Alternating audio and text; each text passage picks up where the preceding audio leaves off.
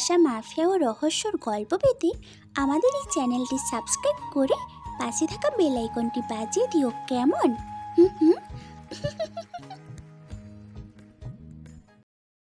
সাদা আকাশে মেঘ জমেছে। শেষ রাত হতে বৃষ্টির প্রকোপতা যেন বেড়েই চলেছে। ঝমঝম করে বৃষ্টির ফোঁটা বিশাল থেকে বিশালতা ধারণ করেছে।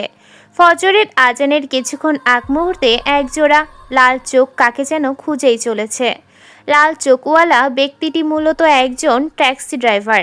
রাতে লোকদের যাতায়াতে সাহায্য করে।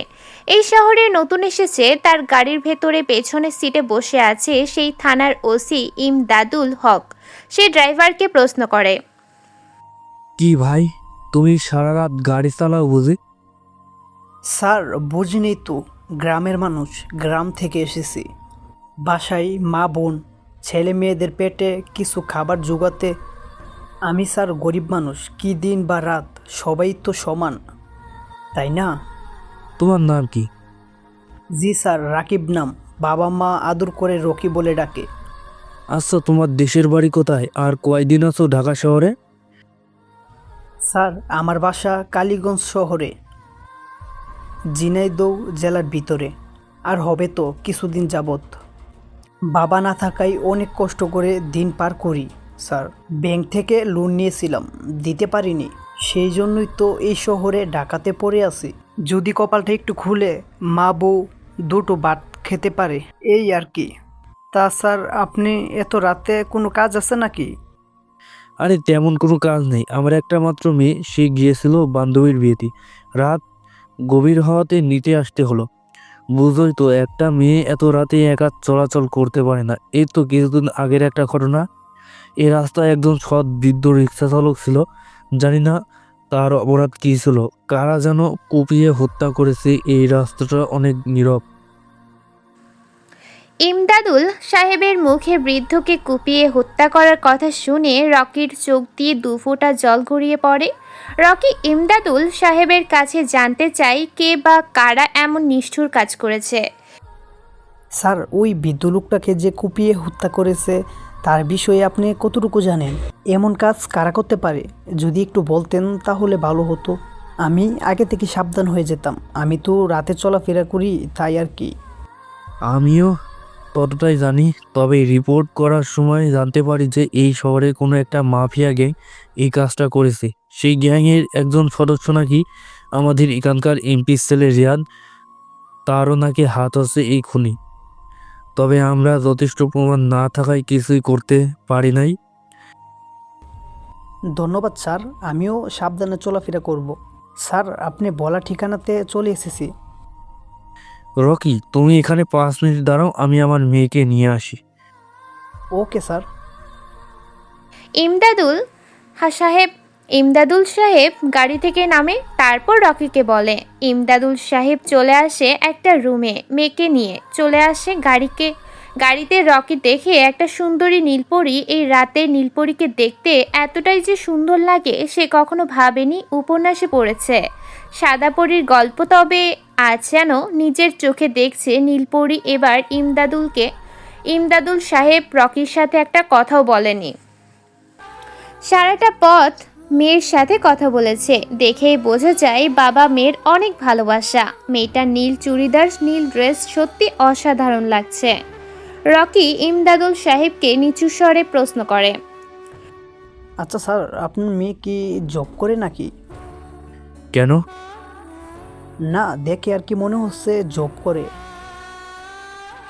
করে, তবে তার মিশনটা গোপনে। কুপনে কিভাবে মিশন করে? আরে বাবা, মিশন করে না, গোপনে কাজ করে, দেশের সরকারি একটা পোস্টে কাজ করে। আচ্ছা স্যার, আপনার মেয়ের নামটা কি জানতে পারি? পারো তো, ওর নাম শ্রাবণী। ধন্যবাদ স্যার। পুলিশ অফিসার ইমদাদুল সাহেব চলে আসে বাসার সামনে। রকিও তার গাড়ির ব্রেকটা কষে বাইরে থেকে এত জোরে, এত সুন্দর, জানি না ভিতরে কত সুন্দর। বাড়ি দেখতে মনে হয় কোনো রাজপ্রাসাদ। স্যার এটা কি আপনার বাসা?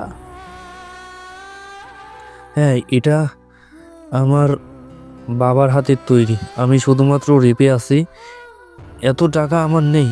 আর তখন তো বলেছিলাম আমি ঘুষ খাই না। আপনার মতন পুলিশ যদি এই দেশে থাকতো তাহলে আর এদেশের লক্ষ গরিব বিচার না পেয়ে আত্মহত্যা নামের মৃত্যুটার চেতনা। দেখো রকি, শুধু আমি না, আমার মতো হাজার পুলিশ আছে যারা নিজের পকেটের টাকা দিয়ে চলাফেরা করে, ঘুষের না। হয়তো কিছু পুলিশ আছে যাদের জন্য আমাদের বদনাম হয়। ধন্যবাদ স্যার, আমি আসি। হয়তো আবারও দেখা হবে কোনো এক অজানা কারণে। রাকিব সেখান থেকে গাড়ি ড্রাইভ করে চলে আসে একটা বড় বাড়িতে। তবে বাড়ির বাইরে থেকে ভাঙাচোরা দেখে মনে হবে না এখানে মানুষ নামক প্রাণী বসবাস বা আনাগোনা আছে। তবে ভেতরের দিকটা পুরোই বিপরীত। রকি বাড়ির মেইন গেট খুলে ভেতরে প্রবেশ করে। প্রবেশের পর মেইন গেটে তালা ঝুলিয়ে দেয়, যেন কেউ ভেতরে আসতে না পারে। কিছু দূর চোখ যেতেই দেখা যায় একটা রাজপ্রাসাদ। ভেতরের লাইটিংটা প্রাকৃতিকভাবে আলো ছড়ায়, যেটাকে বাংলা ভাষায় বলা হয় সৌরশক্তি বা সৌরবিদ্যুৎ। রকি গুটি গুটি পায়ে এগিয়ে যায় একটা রুমের দিকে এগিয়ে যাওয়ার সময় মুখে সার্জারিক্যাল মাস্ক পরে নেয়। আর সেটাই করার কথা, কারণ সেই ঘরে একদিনে 20টারও বেশি লাশ মরে। সেখানে তো পচা গন্ধ ছড়াবেই। এই ঘরে রকি গত 4 দিন আগে এসেছিল, তবে সেদিন এসেছিল এক ভয়ঙ্কর ভ্যাম্পায়ারের রূপে। সে যেন রক্তখাদক প্রাণীর মতো। মাত্র কয়েক সেকেন্ডের ভেতরে 20 জন বড় বড় নেতা মাফিয়া টিমকে খতম করেছে। মূলত রকি ঘরের ভেতরে আসার প্রথম কারণ হলো তার সমস্ত দামি দামি হাতিয়ারগুলো। আজ রকি বের হবে বড় একটা মিশনে। হয়তো সেই মিশনটাতেও এর থেকেও বেশি মানুষ মারা যাবে। ধীরে ধীরে বের হয়ে যায় রুম থেকে। এরপর মেইন গেটে তালা মেরে চলে আসে কোনো এক অজানা মিশনে। কিরে, কে তুই? আমাকে এইভাবে বেঁধে রেখেছিস কেন? ওরে বস, আমার ভুল হয়ে গেছে, ক্ষমা করে দেন। কিরে, তুই কে? তোর মুখের মাস্ক খোল না, দেখি তুই কোন বাবের বেটা। তুই চিনিস না আমায়? আমি কে? আমি মাফিয়া গ্যাংয়ের বাম হাত রিয়াজ। আমার বস যদি জানতে পারে তুই আমাকে এভাবে বেঁধে রেখেছিস, তাহলে তোর জীবন এখানেই শেষ করে দিবে। আরে পাগল, শুনেছি ওই পোকার ডানা গজায় মরিবার তোরে। আর তোর তো দেখছি মুখ খুঁজছে মরিবার তোরে। ওই দেখ, তোর একটা হাত কেটে দিলাম আমি, দেখি তোর কোন পাপ আছে। আল্লাহ মাফ করে দে আমাকে। আমাকে মারিস না প্লিজ। আমার কোনো অপরাধে মারছিস? আমি তো তোকে চিনিও না। একটা হাত কাটাতে যদি এত ব্যথা পাস, তাহলে ওই দিন রাতে যে বৃদ্ধ লোকটাকে কুপিয়ে 2 টুকরো করে রেখে ফেলে দিয়েছিলি, তাতে একটু বুকটা কাঁপলো না? আমি কোন রিক্সা চালককে মারিনি, হয়তো আমার ছেলে পেলে মেরেছে। আমি তো ওই দিন কি বল? আমাকে ছাড়, আমি আর পারছি না। কুত্তার বাচ্চা, ওই দিন কি বল? ওই দিন আমি ঢাকাতে একটা সুন্দর রমণীর সাথে রাত কাটাচ্ছিলাম। শালা আস্ত একটা কুকুর, সামনে যদি মরা কুকুর ওপর। তোদের মতন তথাকথিত নেতা ছেলেদের জন্যই আজ আমাদের দেশের মেয়েরা সুরক্ষিত না। আমাদের দেশের মেয়েরা স্বাধীনভাবে চলাফেরা করতে পারে না। তোদেরকে বাঁচিয়ে রাখা সমাজের জন্য ভালো না। এই সুন্দর সমাজকে আমি বদলে দেব। রকি, আমাকে ছেড়ে দে। তোর যত নারী, গাড়ি আর টাকা লাগে আমি দেব। চাইলে আমার সকল ক্ষমতা তোকে দিয়ে দেব। তুই আমাকে ছেড়ে দে ভাই। গাঁজা, মদ, টাকা, নারী, বাড়ি এগুলোই আছে। আমি গরুয়ান হিসাব পছন্দ করি না। বাহিরের দুনিয়ার পাও রাখতে এক গেঞ্জিল এসে আমার ডানায় বসে বলেছিল মানুষ খুন করতে যেন। তখন বলেছিলাম না আমি জানি না।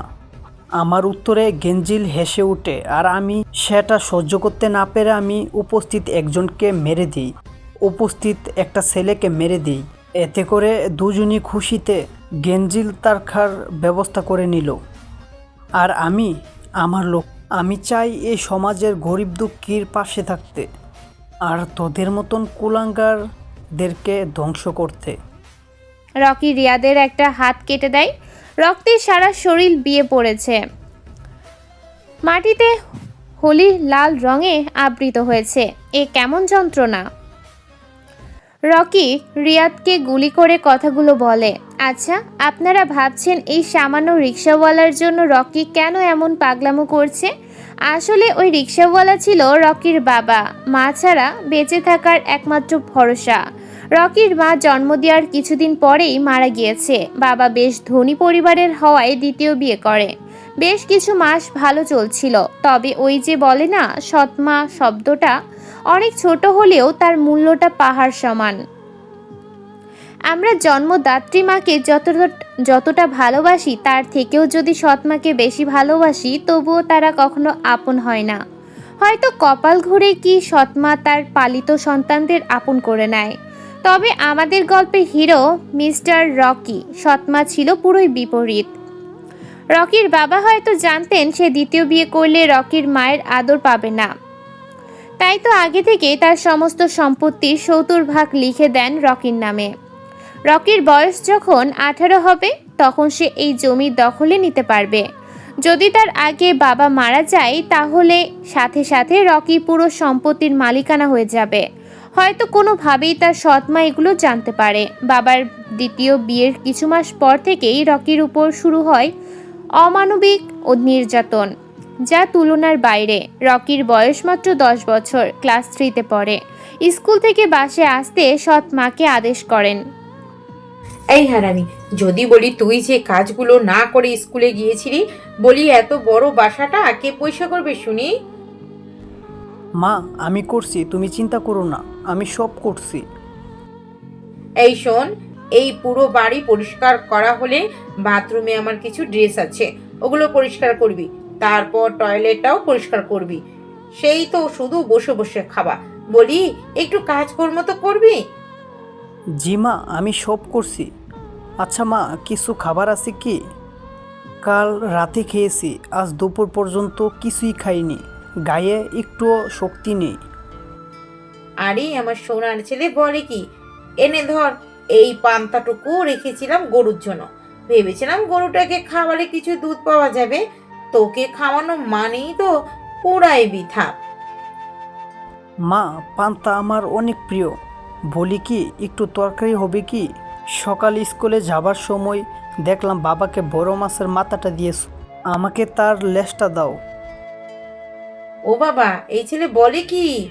ওরে, মাও নাকি বড় মাছ খাবে। বলি তুই কি এই মাছ কিনেছিলি নাকি?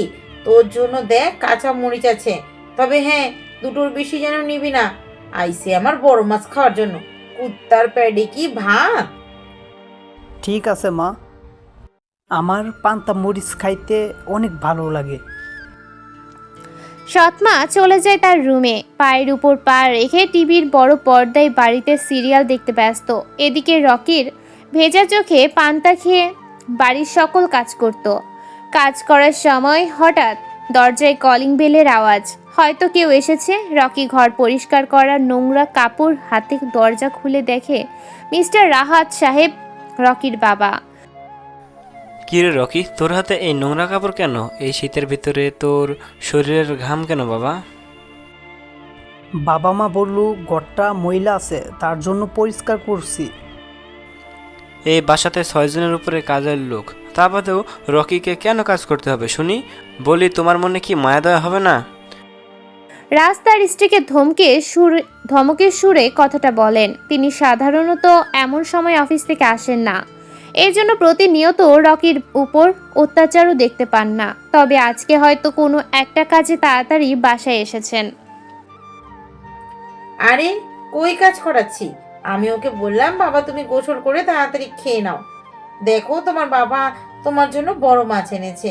আর ও কি বললো জানো? বললো মা তুমি দেখছো না আমার বাবার কষ্টের টাকায় তৈরি ঘরটা নোংরা হয়ে আছে, আমি আগে এগুলো নিজের হাতে পরিষ্কার করব, তারপর খাবার খাবো। তাই বলে এই বাচ্চা ছেলেকে দিয়ে তুমি পুরো বাড়িটা পরিষ্কার করাবে? আমি করাতে চেয়েছি কি? তোমার ছেলেই তো জোর করলো। পাশ থেকে রকি বলে ওঠে। হ্যাঁ বাবা, আমি নিজে মাকে বলেছি।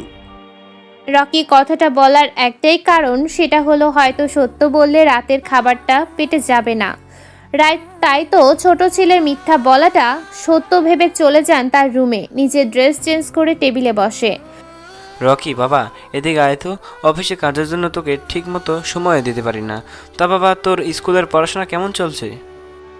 বাবা অনেক ভালো, আমাদের সকল স্যার আমাকে আদর করে। তাই বুঝি? দেখতে হবে না ছেলেটা কার? আমার আব্বা বলে কথা, আমার থেকেও বড় অফিস তৈরি করতে হবে। এই সমাজ থেকে গরিব দুঃখী মানুষকে পরিবর্তন করে মধ্যবিত্ত করতে হবে, আর সমাজ থেকে খারাপ মানুষের শেষ করতে হবে। তোমাকে সৎ মানুষ হতে হবে। ঠিক আছে বাবা, আমি তোমার সমস্ত কথা রাখবো। আমিও একদিন তোমার থেকে বড় হব। ওই দেখো, আমি তোমার থেকে বড়। রকি সোফার উপরে দাঁড়িয়ে কথাটা বলে। বাবা হাসি মুখে ছেলেকে কোলে নিতে যায়, হাত ধরে কাছে নিয়ে আসে। যখনই পিঠে হাত রেখে আদর করতে যাবে তখনই রকি চিৎকার করে। কি হয়েছে বাবা? দেখি তোর পিঠ দেখি। না বাবা, কিছু হয়নি, এই যে একটু পড়ে গিয়েছিলাম। তুই এদিকে আয় তো, আমি দেখি। রকি বাবার দিকে এগিয়ে যায়। বাবাও রকির গায়ের জামাটা উঁচু করে দেখে সাদা শরীরে বেশিরভাগ জায়গাতেই চান্নার চামচের দাগ, তাও আবারও মনে হচ্ছে পোড়া পোড়া দাগ। রাহা সাহেব রকির এই অবস্থা দেখে চিল্লিয়ে বলে, রকির মা এদিকে এসো। বলি এত সারের মতো চিল্লানি দিচ্ছিস কেন? তুমি কি মানুষ নাকি জানোয়ার? এইভাবে একটা বাচ্চাকে কেউ মারে? যদি আজ তোমার পেটের সন্তান হতো তাহলে কি মারতে পারতে? পেটের সন্তান তো আর না, ওকে মারবো ছাড়া কি করব? রাজ সাহেব তার স্ত্রীর গালে জোরে দুটো থাপ্পড় মারে আর বলে, তোমাকে বিয়ে করেছিলাম রকির ভালো মা বানাবো বলে। ভেবেছিলাম ছেলেটা মায়ের আদরে বড় হবে, কখনো মা না থাকার কারণ জানতে চাইবে না। আমি ব্যস্ত থাকায় তোমার ভরসায় আমার ছেলেটাকে তোমার কাছে রেখেছি, আর তুমি সেই যে কিনা মা নামকে কলঙ্ক করেছো। না, আমার ভাবতেও ঘৃণা লাগছে। তুমি এত নিচু মনের মানুষ। এই রকি নামের ছেলেটার জন্য আজ তুমি আমার গায়ে হাত তুললে, দেখবে এর ফলাফল ভালো হবে না। এরপর থেকে রকির ওপর অত্যাচারটা আরও বেড়ে যায়। বাবা অফিসের কাজে বেশি সময় বাইরেই থাকতো। একদিন একটা উকিল সাহেব আসেন রকির বাড়িতে। রাহাত রকি কেউ না থাকায় রকির সৎ মায়ের কাছে কিছু কাগজপত্র দেন। সেখানে খুব স্পষ্টভাবে লেখা ছিল রাহাত সাহেবের সমস্ত সম্পত্তি 70% রকির নামে। তবে যদি রাহাত চেয়ে মারা যান তাহলে সমস্ত সম্পত্তির মালিক রকি একাই। এটা দেখে রকির মায়ের মাথা ঘুরে যায়। তিনি একটা প্ল্যান করেন, যেভাবেই হোক ফুলিয়ে ভালিয়ে রকির সমস্ত সম্পত্তি তার নামে করবে। ওই দিন থেকে রকিকে আর কোনো কষ্টে করতে হয়নি।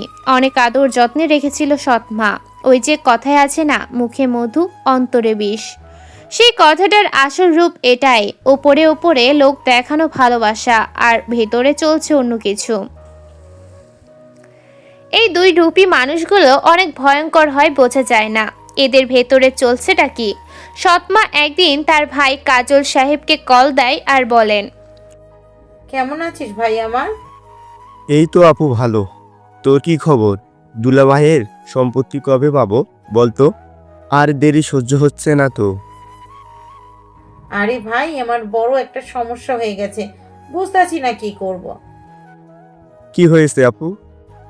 আমি তো ভেবেছিলাম রকিকে এই বাড়ি থেকে বিতাড়িত করে সব সম্পত্তির মালিক আমি নিজেই হব। তবে এখন তো দেখি বেকায়দা অবস্থা। এইসব সম্পত্তি নাকি তো দুলাভাই রকির নামে লিখে দিছে। বলিস কি আপু? তাহলে কি আমাদের স্বপ্ন পূরণ হবে না? এখন কি করা যায়? কিছুই করার নেই। রকির বয়স 18 বছর না হওয়া পর্যন্ত কোনো উপায় নেই। যে কোনোভাবেই হোক না কেন আমাকে রকির 18 বছর পর্যন্ত অপেক্ষা করতেই হবে। কি বলিস, এত বছর? আচ্ছা আপু বলতো কিভাবে রকিম নামে সম্পত্তির দলিল করা? আমি কাগজ পড়ে দেখলাম, রাহা সাহেবের স্থানীয় স্থায়ী অস্থায়ী যত সব সম্পত্তি সব কিছু 70% রকির নামে। আরও একটা লেখা পেয়েছিলাম, রাহা সাহেব মানে তোর দুলাভাই যদি মারা যান তাহলে সেই দিন থেকে রাহাতের সব সম্পত্তির মালিক। আরে এটা কোনো কথা আপু? তুমি শুধু শুধু ভয় পাচ্ছ। দরকার হলে খাবারের সাথে 1 ফোঁটা বিষ মিশিয়ে দিও, দেখবে সাপও মরবে, লাঠিও ভাঙবে না। আরে এটা তো কখনো ভেবে দেখিনি। আজ রাতেই তাহলে কাজটা সেরে ফেলি কেমন? ব্রানির সাথে দেশি মুরগির রোস্ট রকিরও যেমন পছন্দ করে, ওর বাবাও আজ বাবা ছেলেকে শেষ খাবার খাইয়ে সমস্ত কিছু আমার দখলে নিয়ে নেব। এপাশ থেকে কেউ একজন সমস্ত কথা শুনে সেটা তার মতো ফোনে রেকর্ড করে তারপর সেটাকে রাহাত সাহেবের কাছে পাঠিয়ে দেয়। রাহাত সাহেব দেখে তার মোটর ফোনে স্ক্রিনে একটা নোটিফিকেশন সাউন্ড সাথে একটা ভিডিও। তিনি ভিডিওটা ওপেন করতে দেখেন তার বউ এই সুন্দর প্ল্যানটা করছে তাদের সম্পত্তিগুলো আত্মসাৎ করার জন্য। তবে দুঃখের বিষয়টা একটা আলাদাই হয়ে যায়। রাহাত সাহেব বাসায় চলে আসে খুবই দ্রুত। এসে দেখে রকি খাবার টিভিতে রাতের খাবার প্রস্তুত চলছে। সৎমা রিনা বেগম রাহাত সাহেবের রকিকে রুমে ডাকে। বাবা রকি, আমার রুমে আসবে একটু? জি বাবা, আসছি। রকি বাবার সাথে রুমে চলে আসে। রাহাত সাহেব একটা ইয়ারফোন রকির কানে লাগিয়ে দেয়। খুব সাবধানতার সাথে তিনি সমস্ত ভিডিওটা রকিকে দেখান। এটা দেখে বাবা ছেলে একটা প্ল্যান করেন। তারপর তারা খাবার খাইতে চলে আসে। রিনা শোনো, আজ রান্নার এত সুন্দর ঘ্রাণ আসছে যে কোনো স্পেশাল মশলা দিয়েছো নাকি? আরে কি যে বলো না। মা আজ বুঝি খুব ভালোবেসে রান্না করেছে নাকি? এত দিনের থেকে অত ঘ্রাণ মনে হচ্ছে সব খেয়ে ফেলবো। তাই আয় বাবা, আজ তো নিজ হাতে খাইয়ে দিয়েছিস। রিনা বেগম রকিকে নিজ হাতে খাইয়ে দিতে যাবে, ঠিক সেই মুহূর্তে রাজ বলে ওঠে। রিনা শোনো। হ্যাঁ বল।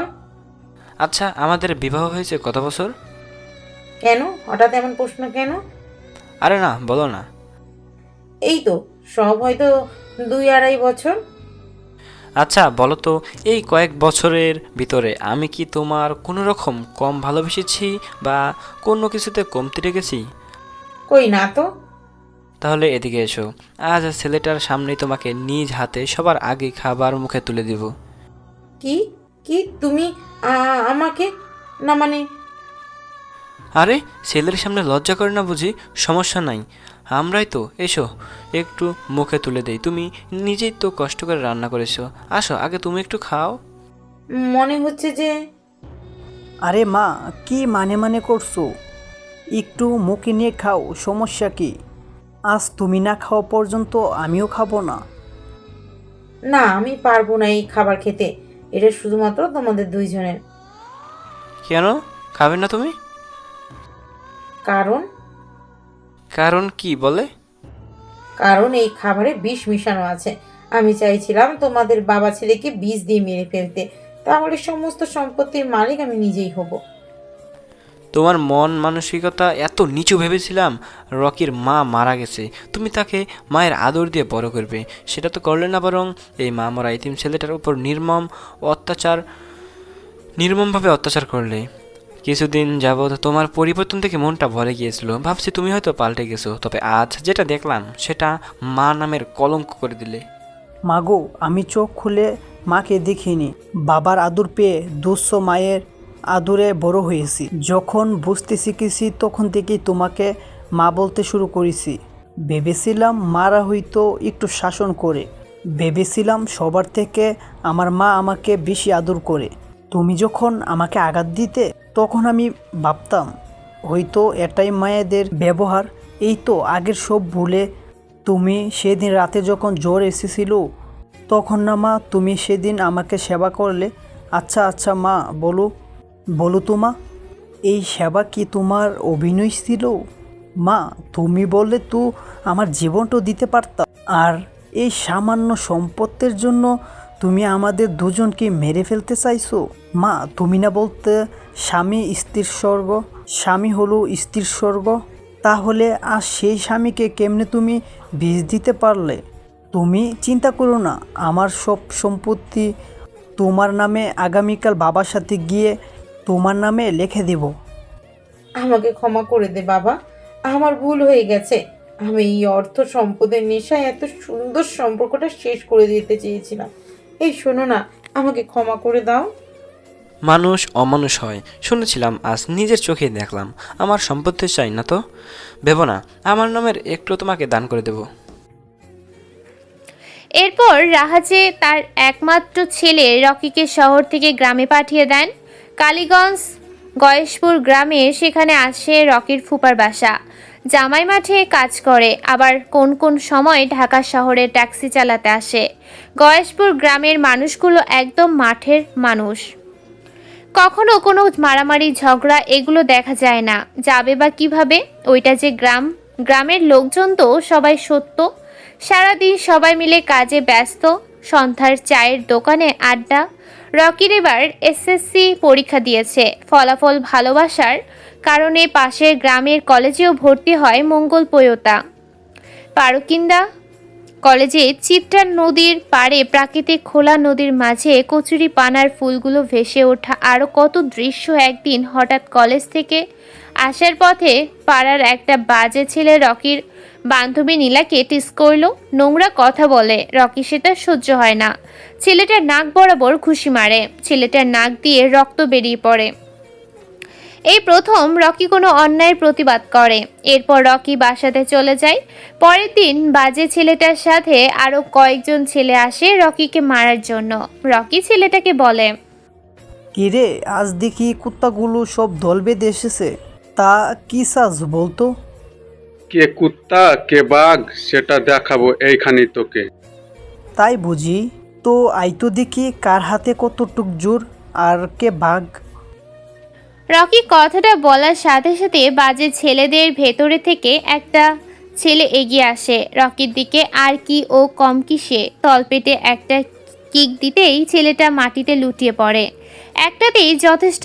এইটা দেখে সমস্ত ছেলেরা একসাথে আসে। রকি তার ব্যাগ থেকে ছোট্ট একটা লাঠি বের করে, মূলত এইটা একটা সুইচ সিস্টেমের লাঠি, যার আঙ্গুলে লাঠিটাতে একটা সুইচ আছে। সেটাতে পুশ করলেই তার 4 হাত মতো লম্বা হয়ে যায়। লাঠির গায়ে কাটা আলপিনের মতো।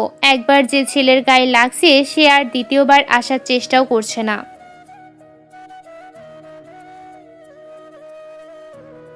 এভাবে কিছু মারামারি করার পর রকি চলে আসে কলেজে।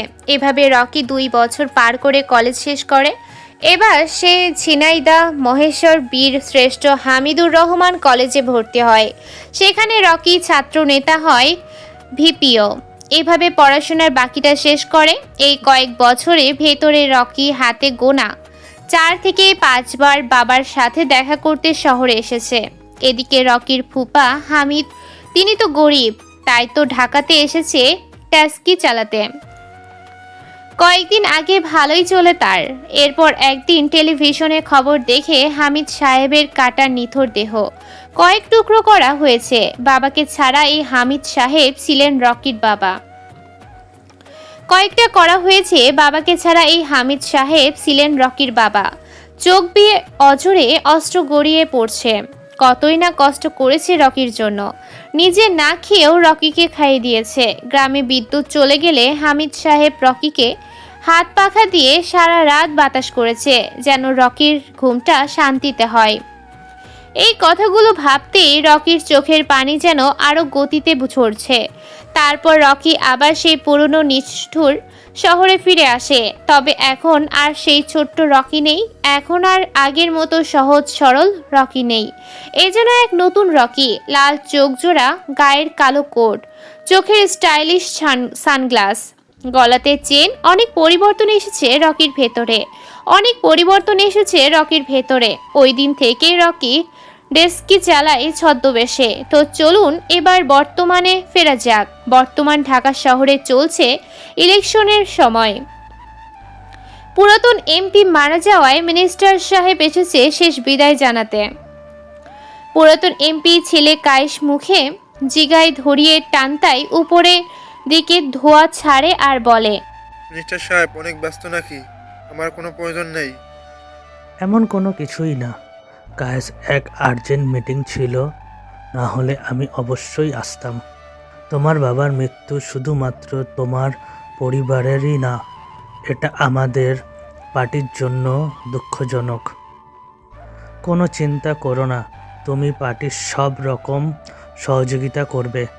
তোমাকে কোনো বিজনেস করতে চাও অথবা সরাসরি লোন নিতে চাও, সব দেওয়া যাবে, শুধু আমাকে একটু মনে করলেই হবে। আমি ইলেকশনে দাঁড়াতে চাই।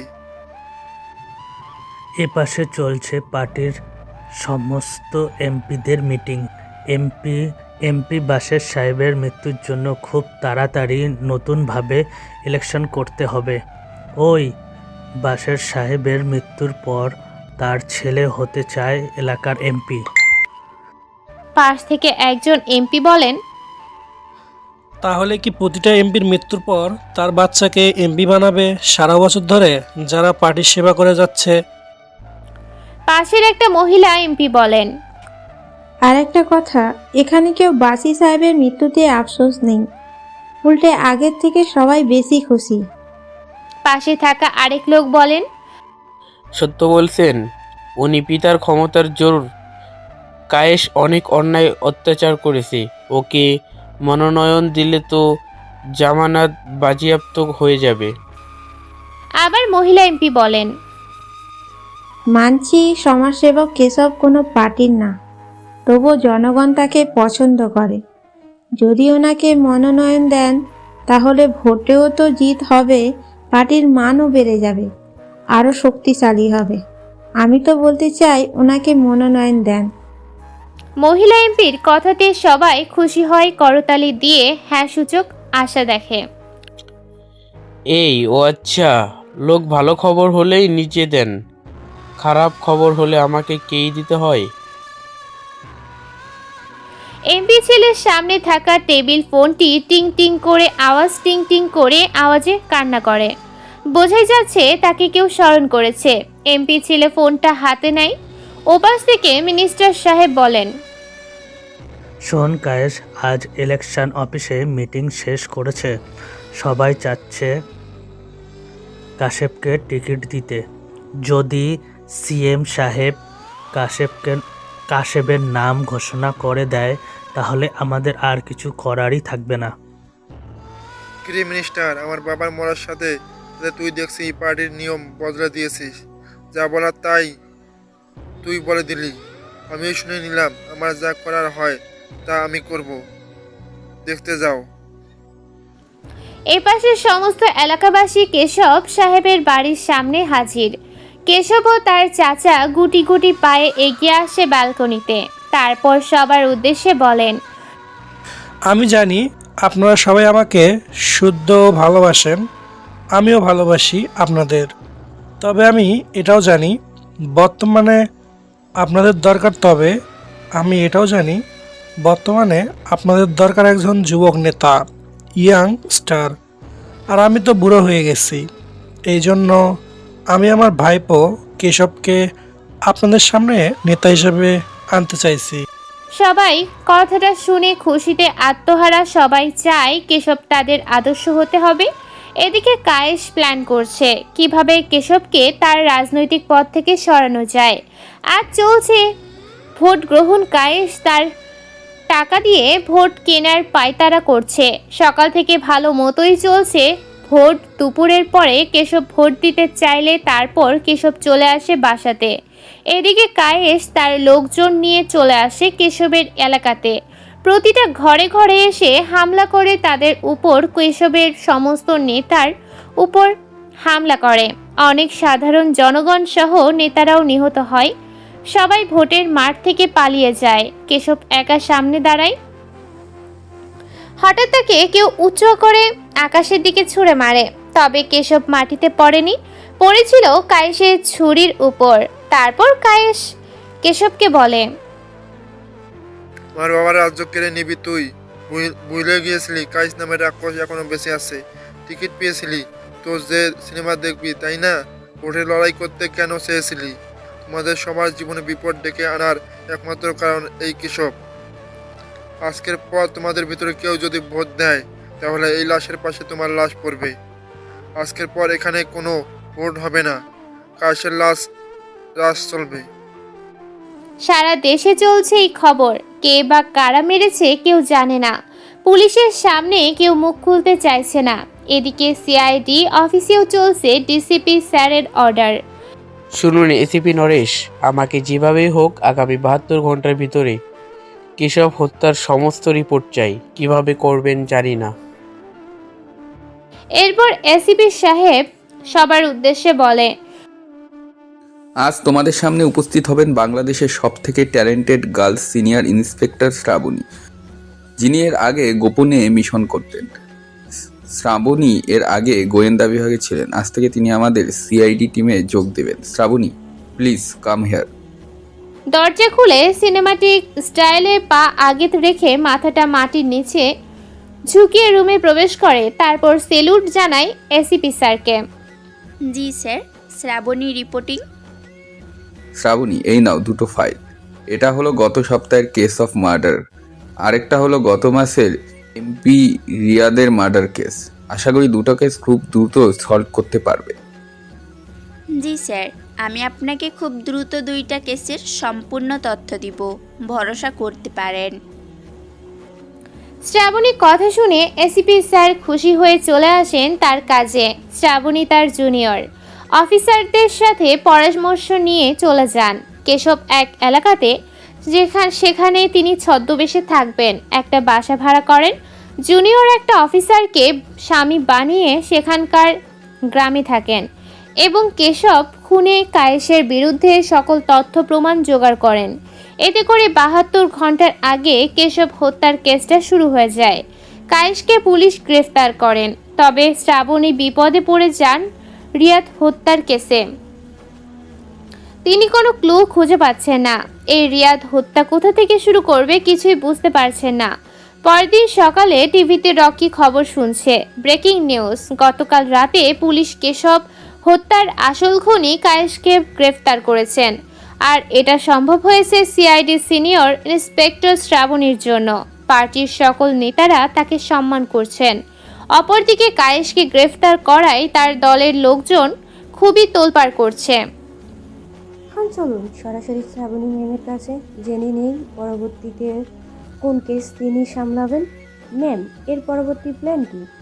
আর আপনি এত সাহস কিভাবে পেলেন, যেখানে সারা দেশের পুলিশ ডিপার্টমেন্ট এই কেসের কোনো উপায় পায়নি? যদি একটু বলতেন।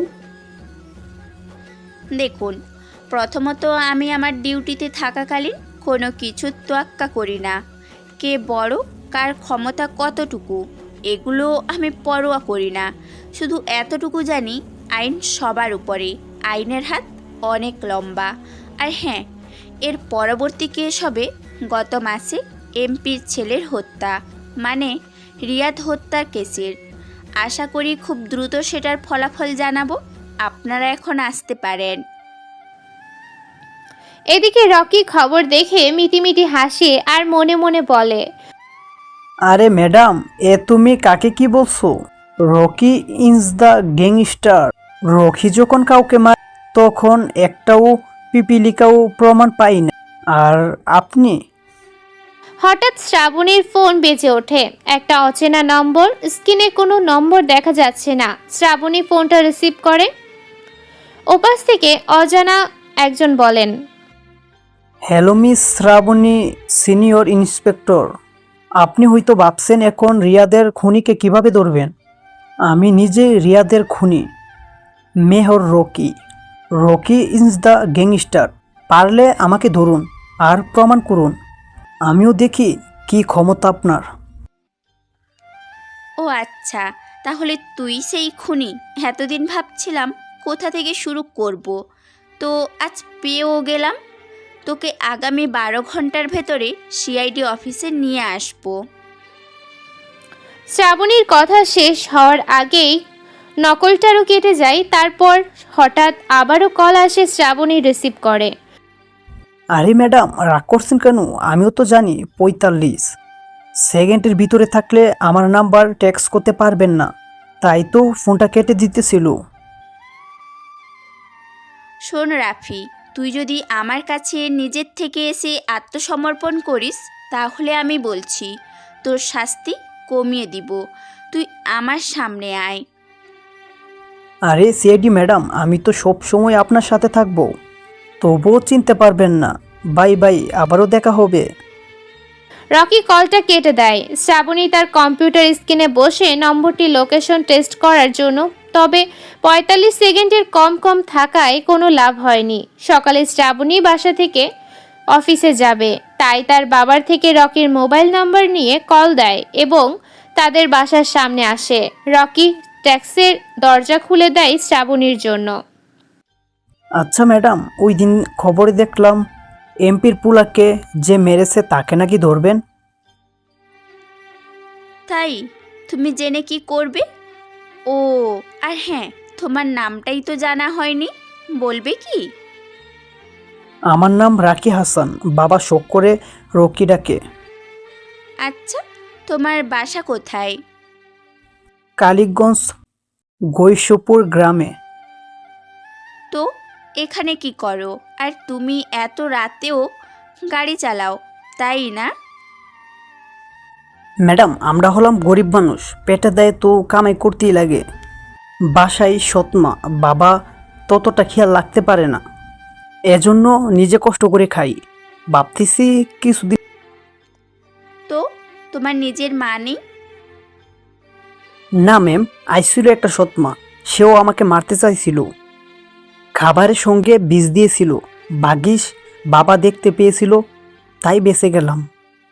তোই কেন জানি মনে হই পেটের দায়ে এই গাড়ি চালাতে গিয়ে যেন মরণ হই। ভাবি না কারো ড্রাইভার হয়ে যদি কাজ করতে পারি তাহলে হয়তো এভাবে রাত জাগন লাগবো না। আরে ভালো কথা মনে করিয়ে দিয়েছো। আমার নিজেরও তো একটা ড্রাইভার লাগবে। তুমি চাইলে আমার বাসাতে কাজ করতে পারো। ওকে ম্যাম, আমি কাজ করব আপনার সাথে। রকিম নামটা শুনতেই শ্রাবণী কেমন জানি ঘাবড়ে যায়, কিছুটা সন্দেহ করে তাকে। তারপরে শ্রাবণী মনে মনে রকির কথাটা শুনে মায়া লাগে। এত সুন্দর একটা ছেলে, এত সুন্দর ব্যবহার, ভাবছে তার পাশে থাকবে। যদি তেমন হয় রকিকে প্রেমের প্রস্তাব দিবে। রকি শ্রাবণীকে অফিসে নামিয়ে দিয়ে চলে আসে আবারও সেই পুরাতন বাড়িতে।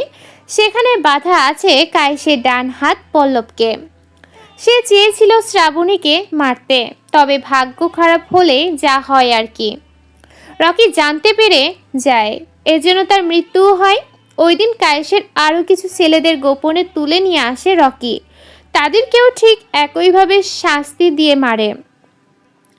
তারপর লাশটা বছরের কোনো এক রাস্তার উপর রেখে আসে। পাশেই রক্ত দিয়ে লেখা থাকে রকি দ্য গ্যাংস্টার। সকাল ভোর না হতেই সাংবাদিকের চিকন সুরে বলা নিউজ। আজকের তাজা খবর, কেশব হত্যার আসামি কায়েসের সঙ্গীতের জঘন্যভাবে হত্যা করা হয়েছে। লাশের পাশে লেখা ছিল রকি দ্য গ্যাংস্টার। পুলিশ নিশ্চিতই বলছে রিয়াদ হত্যার সাথে এটার পুরোপুরি যোগসূত্র এই ছিল। এখনকার টপ নিউজ। এই খবরের বাকিটা জানতে চোখ রাখুন আমাদের মনের ফিলিংস 3 চ্যানেলে। পুলিশ নিশ্চিন্ত বলছে রিয়াদ হত্যার সাথে এটার পুরোপুরি যোগসূত্র এই ছিল। এখনকার টপ নিউজ। এই খবরের বাকিটা জানতে চোখ রাখুন আমাদের মনের ফিলিংস 3 চ্যানেলে। খবরটা দেখতে বলেননি শ্রাবণী ও এসিপি স্যার।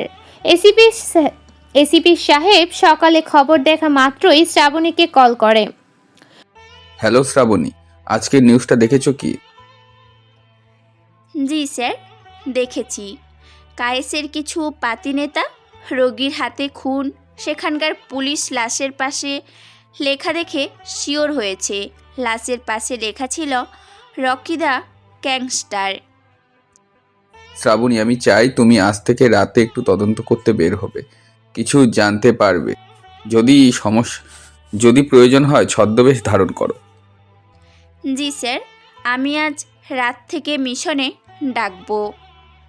এসিপি স্যার কলটা কেটে দেওয়ার সাথে সাথে রকি শ্রাবণীকে কল দেয় আর বলে, এই যে শিয়ারুটি ম্যাম, ভাবছে হয়তো আমাকে কোথায় পাবেন আর কিভাবে চিনবেন। করবেন না, আমি তো বলেছিলাম আপনার পাশেই থাকবো, তবুও আপনি চিনতে পারবেন না। এটাই তো মাইন্ড গেম, তাই না মিস্টার শ্রাবণী? আরে আমি কি পাগল নাকি এভাবে একজন মানুষকে কিভাবে আরেকজন মানুষকে হত্যা করতে পারে? আমি মানুষ নাকি হিংস্র বন্য প্রাণী? I am your lover Miss Srabani. তোকে যদি একবার পাই না, ওই দিনই শেষ করে দেব। উম্মা, আমিও তো চাই তোমাতে শেষ হতে। এখন ভাই, আবার কোনো এক সময় প্রেম করব। কথা বলে রকি ফোন কেটে দেয়। তবে আজ 5 মিনিটের উপর করে কথা বলে। শ্রাবণী যেটা দেখে মুচকি হাসে। এবার হয়তো নাম্বারটা টেস্ট করা যাবে, লোকেশন জানা যাবে। তাই তো শ্রাবণী দ্রুত রুমে এসে ল্যাপটপটা ওপেন করে, সেই সাথে আঙ্গুলের গতিটা বাড়িয়ে কিবোর্ড ক্লিক করতে থাকে। অবশেষে সফল হয়। তবে এটা কি লোকেশন? তো শ্রাবণীদের বাসার ছাদে দেখাচ্ছে। তার মানে রকি শ্রাবণীদের ছাদে বসে কথা বলছিল। এটা কিভাবে সম্ভব? যেখানে সিসি ক্যামেরা দ্বারা পুরো বাড়ির সিকিউরিটি দেওয়া আছে, সেখানে এত সকালে কিভাবে রকি ছাদে আসতে পারে? এটা ভাবতেই শ্রাবণীর মাথাটা ঘুরে যায়। তাড়াতাড়ি রান্নাঘরে গিয়ে গরম কফি বানিয়ে নিয়ে বসে আর ভাবে, এটা কিভাবে সম্ভব? কোনোভাবে ওই গাড়ির ড্রাইভারটা নয়তো।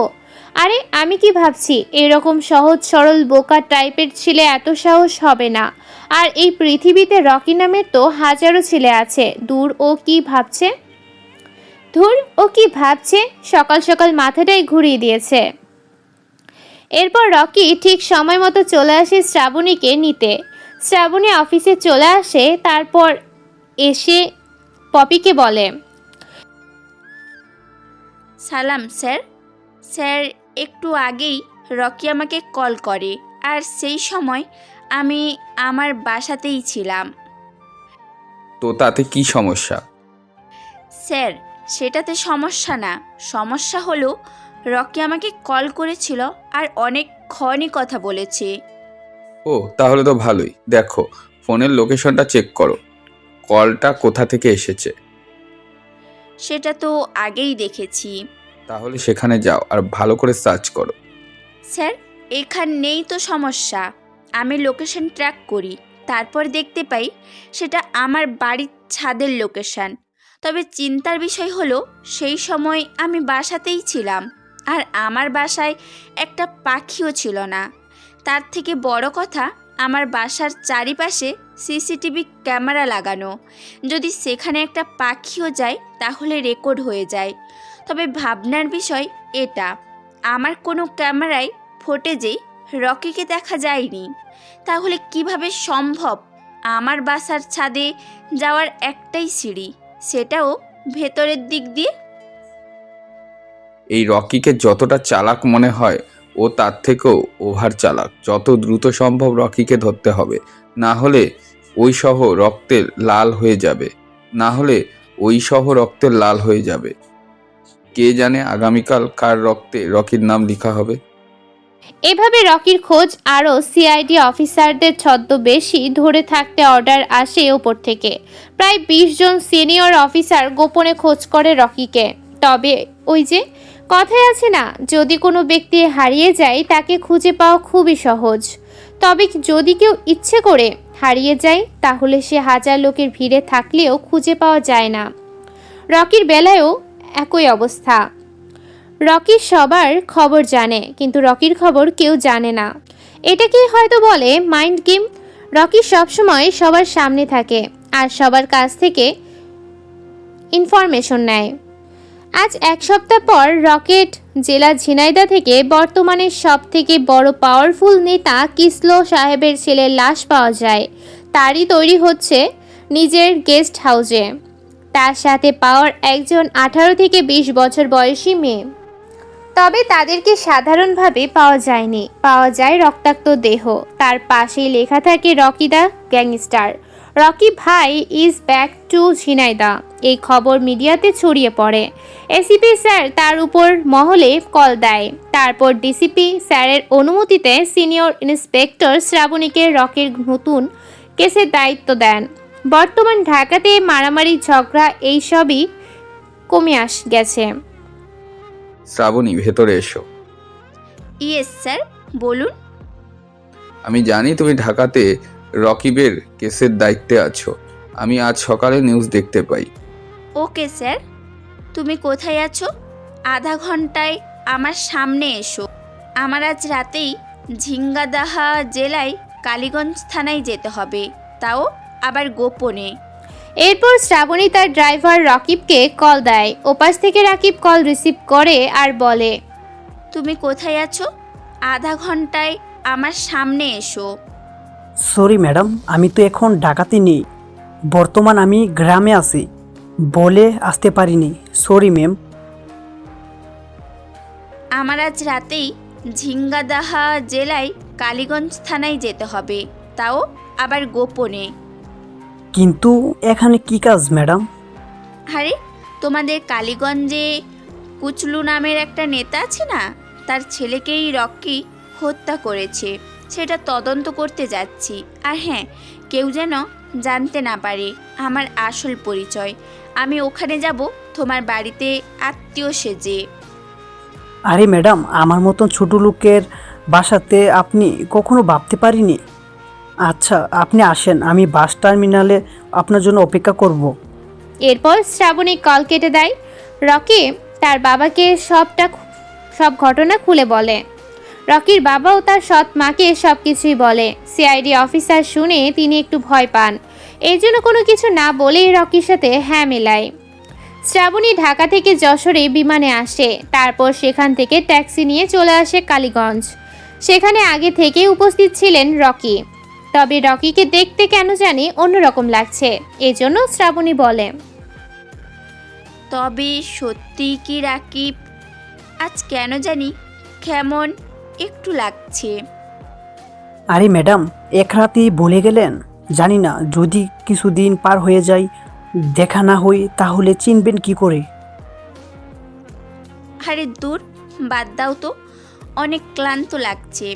তোমাদের এই গ্রামের বাতাসটা খুব সুন্দর। আরে ম্যাডাম, এখনো শহরে পাড়ি আছেন, আগে গ্রামে চলেন, তারপর সব কিছুই দেখাবো। এরপর তারা সেখান থেকে গাড়ি করে গ্রামের বাড়িতে চলে আসে। শ্রাবণী এই প্রথম গ্রামে আসাতে অনেক খুশি।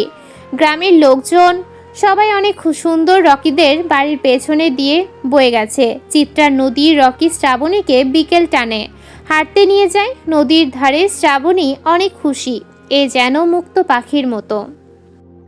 আচ্ছা রকি, তোমার মা কোথায়? সে তো তোমার সামনে আসলো না। আসলে কি হয়েছে বলো না কেন? আমার মা নেই। তাহলে তোমার বাবাকে দেখাশোনা কে করে? সৎমা, তিনি আমার বাবার খেয়াল রাখেন, আর আমারও মা খুব ভালো। ডাকবে কি তাকে? একটু দেখতাম। মা, ও মা, এদিকে আসো। এরপর রকির মা আর শ্রাবণী কিছুক্ষণ কথা বলে তারপর সন্ধ্যায় রকির সাথে কথা বলে। শ্রাবণী কালীগঞ্জ শহরে আসে, বিভিন্ন দোকানে রকির বিষয়ে খোঁজ করে, তবে রকির একটা কথাও কেউ জানে না, শুধু বলে, রকি ওই শয়তানকে মেরেছে, ভালো হয়েছে, ওর মতো পাপীর এই দুনিয়াতে কোনো জায়গা নেই। কেউ কেউ আবার বলে রকিকে পাইলে একটা স্যালুট জানাতাম। কি চুল সাহেবের ক্ষমতায় তার ছেলে এলাকায় মেয়েদের রাস্তাঘাটে বের হতে দিত না। কত গরিব যে তার গাড়ির নিচে পড়ে মরেছে, সেটা হয়তো মনে রাখাও সম্ভব না। রাকিব, তুমি কি বলতে পারো কচলু তার ছেলে কেমন ছিল? অবশ্যই পারি, আমার থেকে আর কে ভালো জানে ওদের বিষয়? মানে? না মানে, আমি তো রাতে ড্রাইভারি করি, তাই তো রাতের সব খবর জানি, কে কেমনভাবে চলাফেরা করে। এটা আবার কি, বাবা যেমন ছেলেও তেমন, দুইটাই মেয়ে খোর। মেয়ে দেখলে জিবলাতে পানি চলে আসে এদের। বাবা ছেলে দুজনই একসাথে রেপ করার মতন জঘন্য অপরাধ করেছে। কি চুল ওনার ছেলে, কে জানে, হয়তো রনির হাতে ওদের, হয়তো এবার কৃষ্ণুর ভয়ঙ্কর মৃত্যু হবে। রকির কথাটা বলার সময় চোখ লাল হয়ে যায়। রাকিবের ভেতরে রকির চেহারা ফুটে ওঠে, তবে শ্রাবণী বুঝে ওঠার আগেই রকি তার সাধারণ রূপে আসে আর বলে, ম্যাডাম, এসব বড় লোকদের পয়সা আলুদের বিষয়ে আমার মতন একজন ড্রাইভার কি জানবে? তবে সবাই যেটা বলে আমিও সেটাই বললাম। আজ এই প্রথম মনে হচ্ছে রকিকে পাইলে স্যালুট দিতাম। তাহলে আমাকে দিয়ে দিন, সমস্যা নাই। তোমাকে কেন? আরে ম্যাডাম, আপনি হয়তো ভুলে গেছেন, আমার নাম কিন্তু রাকি হাসান রকি। রকি কথাটা শুনে কেন জানি সন্দেহ লাগে শ্রাবণীর, এজন্য শ্রাবণী তাকে পরীক্ষা করতে চায়। শ্রাবণী রকির হাতে তার বন্দুক দেয় আর বলে, রাকিব, তুমি এটা ধরো তো। রকি হাতে না নিয়ে সেটা ছেড়ে দেয়, মাটিতে পড়ে যায় আর বলে, আমি আগে এখনই এরকম আসল পিস্তল দেখিনি, আমার অনেক ভয় করছে। রকি বুঝতে পারে শ্রাবণী তাকে পরীক্ষা করছে, এজন্য সে ভয় পাওয়ার ভান করেছে যেন শ্রাবণী কখনো বুঝতে না পারে। এটাই রকি। আচ্ছা রাকিব, তুমি ওকে কি দেখলে চিনবে? ম্যাডাম, আপনার মাথা ঠিক আছে? আমি সাধারণ একজন ড্রাইভার, আমি কিভাবে জানবো? আচ্ছা রাকিব, তোমাদের এলাকার মানুষ সত্যি অনেক সুন্দর। কেন জানি আমার মনের মতো পেয়েছি। ভাবছি একেবারে এখানেই থেকে যাব, তোমাদের গ্রামে। কি যে বলেন ম্যাডাম, আমাদের গ্রামে আপনি কিভাবে থাকবেন? হইতে চাকরির ক্ষেত্রে কিছুদিন, তারপর তো আপনি আবার শহরে চলে যাবেন। রকির কথা শুনে শ্রাবণী রকির চোখের দিকে তাকায়, কেমন জানি মায়া ভরা চাহনি। রকি ভাবছে এই হয়তো ডুবে যাবে শ্রাবণীর ভেতরে। শ্রাবণী ধীরে ধীরে এগিয়ে আসে রকির দিকে। রকি আর শ্রাবণী খুবই কাছাকাছি চলে এসেছে। নাকের সাথে নাক আর ঠোঁটের সাথে ঠোঁট লেগে আছে। একজনের শ্বাস আরেকজনের শুনতে পায়। হঠাৎ শ্রাবণী এতটা কাছে আসায় রকি চমকে ওঠে আর বলে, ম্যাডাম, কি করছেন? কি করলাম? কিছুই তো করিনি, কেবল তো শুরু করতে যাচ্ছিলাম। তুমি এসো না আমার কাছে। কতদিন ধরে এই মুহূর্তটার অপেক্ষা করছিলাম, তুমি তো জানোই না। আই এম সরি ম্যাম, আমি সাধারণ একজন ড্রাইভার। আপনার সাথে এমনটা আমি স্বপ্নেও ভাবতে পারিনি, আমাকে মাফ করবেন। দেখো রকি, আমি এমন কোনো মেয়ে না যা তোমার টাকা দেখে ভালোবাসবো। আমি তোমার মতো সৎ একজন মানুষকে ভালোবাসি, এটাই আমার কাছে গর্ব। আমি চাই আমার জীবন সঙ্গী তুমি হও, আর এভাবে সারা জীবন পাশাপাশি হাতে হাত রেখে চলতে পারি। ম্যাডামের মনে হয় ঘুম পাচ্ছে, চলুন বাসায়। এরপর রকি, শ্রাবণী সবাই চলে আসে বাড়িতে। শ্রাবণী বসে সারাদিনের কথা ভাবছে। কতটা কাছে গিয়ে রকির স্পর্শ পেল না। একটা ছেলে এতটা ভদ্র কিভাবে হয়? এত সুন্দর পরিমতো একটা মেয়েকে কাছে পেয়ে একটা ডার্সও করে দেখলো না। ভাবতে ভাবতে কখন যে ঘুমিয়ে যায়। রাত 10টায় খবর শুনেছে পাশের রুমে রকির বাবা। আজ সন্ধে আনুমানিক 7টার দিকে কেএস ব্যাংকে ডাকাতি করতে এসেছে রকি নামে সেই খুনি। রকি নিজের মুখে বলেছেন যে তার কাছে সমস্ত আবদার পূরণ না করলে ব্যাংকে থাকা সকল স্টাফকে হত্যা করবে, সাথে ব্যাংকের সকল গোপন তথ্য সহ ব্যাংকে থাকা 22 কোটি টাকা নিয়ে দেবে। রকির কথা শুনে কালীগঞ্জের সকল পুলিশ ব্যাংকের সামনে হাজির হয়। তবে রকির শর্ত শুনে পুলিশের হেডকোয়ার্টার থেকে জানানো হয়েছে ব্যাংক মালিক কিশোর সাহেব বিদেশ থেকে রওনা দিয়েছে, তিনি আসলে নাকি বাকিটা বলবেন। এই ছিল রাতের খবর। পরবর্তীতে কি হয় সেটা জানতে চোখ রাখুন আমাদের AR TV চ্যানেলের পর্দায়। শ্রাবণীর কাছে সাংবাদিকের কথা যেতে তাড়াতাড়ি গুছিয়ে বেরিয়ে পড়ে কালীগঞ্জের কেএস ব্যাংকে। তাড়াহুড়ো করে রাকিবের কথা ভুলে যায় শ্রাবণী, তাই তো রাকিবের ফোনে কল দেয়, তবে বারবার বন্ধ দেখায়। এজন্য শ্রাবণী একাই ব্যাংকের সামনে আসে। এসে পুলিশের হেড যিনি তার সাথে পরামর্শ করে ভেতরে যাওয়ার সিদ্ধান্ত নেয়। রকি ভেতর থেকে বাইরে লাগানো সিসি ক্যামেরাতে দেখতে পায় শ্রাবণী ভেতরে আসছে। এটা দেখে রকি টেবিলের উপর রাখা মাইক্রোফোনের সামনে দাঁড়িয়ে বলে, এই যে সিআইডি ম্যাডাম, শ্রাবণ, জীবনের মায়া করেন না বুঝি? চাকরির জন্য জীবন দিয়ে দেবেন নাকি? ভুল করেও ভিতরে আসবেন না, আপনার হয়তো জীবনের মায়া নেই, তবে ভিতরে কতগুলো শিশু মায়ের দুধ পান করছে, কিছু বৃদ্ধ এসেছে পেনশনের টাকা তো হয়তো ওষুধ কিনবে, আবার কেউ এসেছে জমি বিক্রি করতে, শেষ সম্বলটুকু ব্যাংকে জমা রাখ। আপনি কি চান তাদের সবার শুধু আপনার জন্য সবাইকে চিরনিদ্রায় পাঠিয়ে দিই। যদি সেটা না চান তাহলে পাও পিছনে নিন, আর যদি তাই চান তাহলে পাও সামনের দিকে আঁকান। রকির কথা শুনে শ্রাবণী চলে যায় পেছনে। সে চায় না তার জন্য সাধারণ কিছু মানুষ মারা যায়। এদিকে কিসলু তার নিজস্ব বিমান থাকায় খুবই দ্রুত কালীগঞ্জে চলে আসে। এরপর ব্যাংকের সামনে আসলে পুলিশ বুকে বাটন ক্যামেরাতে ছোট্ট মাইক্রোফোন লাগিয়ে দেয়, যেন ভেতরের সব কথা শুনতে পায়, সাথে রকিকে দেখতেও পায়। কিসলু ব্যাংকের ভেতরে প্রবেশ করতেই ক্যামেরা মাইক্রোফোন মাটিতে ফেলে পা দিয়ে পিষে ফেলে। এরপর রকির কাছে এসে পেছনে দাঁড়িয়ে বলে, কে তুই? এদিকে ফির। তোর এত বড় সাহস, এমপি কিশলোর ছেলেকে মেরেছিস, আবার কিশলুর ব্যাংক ডাকাতে করে কিশলুকে মুক্তি পৌঁছেছিস। দেখি তোর চাঁদ মুখটা। তুই কোন মায়ের পেটের সন্তান যে আমার সাথে টক্কর দিতে এসেছিস? কিসলু সাহেবের কথা শেষ হতেই রকি আস্তে আস্তে সিনেমাটিক স্টাইলে পেছনে ঘুরে রকিকে দেখে কিসলু চমকে ওঠে আর বলে, রাকিব তুই? চোখ, তোর মতন পাপির মুখে আমার নাম নিবি না। তোর মতো সামান্য একটা ড্রাইভার আমাকে মারবে? আরে তুই তো মশা, মশার হাতের বাতাসে উড়ে যাবি। কিসলু সাহেব কথা শেষ হবার আগেই শ্রাবণী ভেতরে আসে। শ্রাবণী ও রাকিবকে বলে, রাকিব রূপে দেখে সব পুরোই শখ খায়। এতদিন একসাথে থেকেও চিনতে পারেনি শ্রাবণী। রকির দিকে পিস্তল তাক করে ধরে এরপর বলে, রাকিব, তুমি তোমার অস্ত্র ফেলে দাও আর আইনের কাছে আত্মসমর্পণ করো। আমি শেষ চেষ্টা করব তোমাকে কম শাস্তি দেওয়ার, প্লিজ। কি বললেন ম্যাডাম? আইন? আরে কোন আইনের কথা বলছেন?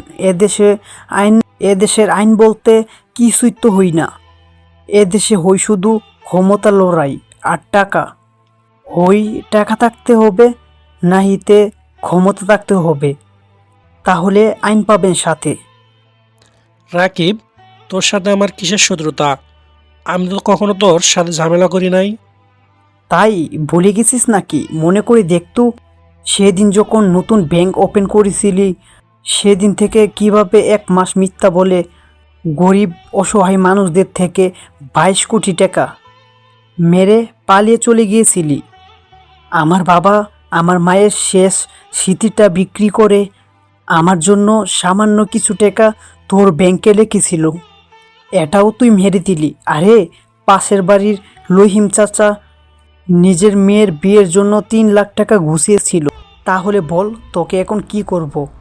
তোর জন্য রহিম চাচার মেয়ে আত্মহত্যা করে মারা যায়, পারবি কি এনে দিতে সেই মেয়েকে? রাকিব, তুমি পিস্তলটা ফেলে দাও। কুচোর শাস্তি আমি নিজেই দেব। এভাবে কিছুক্ষণের ভেতরে পুলিশের সব কয়টা ইউনিট সেখানে উপস্থিত হয়। তারপর রকিকে বলা হয় বাইরে আসতে, কিন্তু সেটাতেও হলো না। এদিকে রকিকে শ্যুট করার অনুমতি দিয়েছেন এসিপি স্যার, তবে নিজের ভালোবাসার মানুষটাকে কিভাবে নিজ হাতে মারবে, তাই তো পিস্তলটা মাটিতে ছুঁড়ে মারে। এটা দেখে কিসলু ছুটে গিয়ে পিস্তল নিয়ে রকিকে মারতে যায়। শ্রাবণী বুঝতে পেরে নিজের গুলির সামনে এসে দাঁড়ায়। ঘটনাস্থলে শ্রাবণী মাটিতে পড়ে যায়। এদিকে রকির পিস্তলের 9mm এর 6টা বুলেট কিসলুর বুক ঝাঁঝরা করে দিয়েছে। কিসলু মারা যায়। এদিকে সমস্ত টাকা ফেরত পেয়ে গ্রামের সবাই খুশি। শ্রাবণী হাসপাতালে ছিল কিছুদিন, এই তো গত পরশু ছাড়া পেয়েছে। আজ রকি আর শ্রাবণীর বিয়েটাও ঠিকঠাক হয়ে গেছে। বাসর ঘরে শ্রাবণী বড় ঘুমটা টেনে বসে আছে। রকি দরজা খুলে ভিতরে আসতেই শ্রাবণী সালাম করে। রকি সেটা দেখে বলে, বেঁচে থাকো মা, বেঁচে থাকো, স্বামী সংসার নিয়ে সুখে থাকো। কথাটা শুনে শ্রাবণী রেগে বলে, শালা হারামজাদা, আমি তোমার মা তাই না? দাঁড়াও, দেখাচ্ছি কে বেঁচে থাকে। এরপর শ্রাবণী দরজা আটকে দেয়। তারপর ঘুমটা ফেলে রকির পাঞ্জাবির কলার ধরে ঠোঁটে ঠোঁট লাগিয়ে কিছুক্ষণ কিস করে। তারপর বলে কেমন লাগে। এখন রকি বলে, আরে ম্যাম, রানী লাইফটা তো অফ করবেন, তা না হলে তো অডিয়েন্সরা সব দেখে ফেলবে। ওকে, বাই বাই। সবাই ভালো থাকবেন আর আমাদের সুখের সংসারের জন্য সবাই দোয়া করবেন। আর হ্যাঁ, ভিডিওটা ভালো লাগলে চ্যানেলটাকে সাবস্ক্রাইব করে আমাদের পরিবারের একজন হয়ে পাশে থাকেন। ধন্যবাদ। হ্যালো বন্ধুরা, গল্পটি কেমন হয়েছে তা অবশ্যই কমেন্ট করে জানাবেন। আর হ্যাঁ, নেক্সট নতুন সিরিজে আসতেছে। আসসালামু আলাইকুম, ধন্যবাদ সবাইকে।